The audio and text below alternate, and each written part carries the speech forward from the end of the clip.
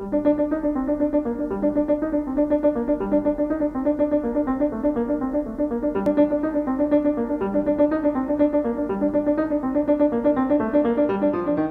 est un des tableaux les plus populaires de Manet. Il appartient à la collection du musée d'Orsay.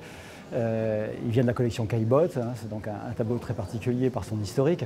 C'est aussi un tableau qui constitue un tournant dans la carrière de Manet. Il propose ici une image très différente de la société mondaine à laquelle il appartient. C'est la première apparition de Berthe Morisot. Elle est là, en femme fatale, dans l'attitude de la mélancolie. Le tableau donc indique qu'une voie s'ouvre dans l'art de Manet. Manet va de plus en plus montrer les Parisiens, les Parisiennes, la mode féminine, les champs de course. Donc il se tourne vers le Paris moderne. Et ce qui est intéressant, c'est qu'à partir de là, et régulièrement, Manet va peindre la mode féminine. Et il faut le souligner, la mode est un élément de la modernité baudelairienne.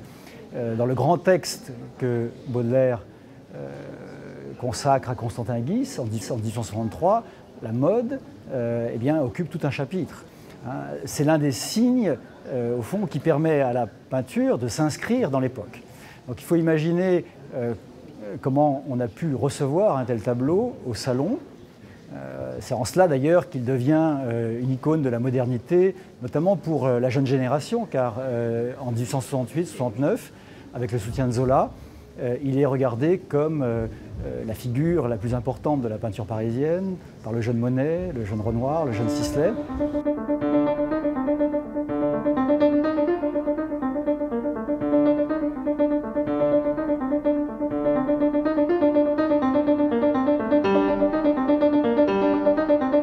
Le tableau surprend par sa construction spatiale, hein. On est suspendu dans les airs, encadré par les volets verts, l'architecture moderne, grinçante, et puis il y a le clin d'œil à Goya. Le public était capable de rapprocher Manet des scènes de balcon qui sont nombreuses chez Goya. Mais ce qui surprend beaucoup les critiques, au-delà de la radicalité du style de Manet, c'est le fait qu'on ne comprend pas ce qui se passe. La peinture de salon était riche en scènes de conversation galantes, mondaines. Et Manet peint une conversation, mais il ne dit rien de ce qui se dit. Il n'y a pas de code, on ne comprend pas très bien ce qui se passe entre les personnages, pourquoi Berthe Morisot, qu'on ne peut pas identifier bien sûr à l'époque, semble accablée. On percevait peut-être le lien avec la tradition espagnole. On percevait peut-être le lien avec l'iconographie de la mode. Hein. Le Second Empire, c'est aussi l'essor de la presse illustrée. Ce qu'on n'arrivait pas à comprendre, c'est pourquoi Manet traitait de cette manière-là un sujet assez ordinaire.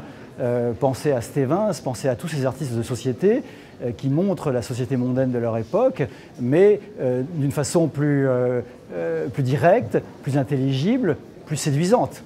Et il n'y a aucune sucrerie dans la peinture de Manet, alors qu'il maintient sa présence au cœur donc du salon. C'est aussi une part de la modernité de Manet que de maintenir l'énigme, de ne pas donner au spectateur toutes les clés pour comprendre sa peinture.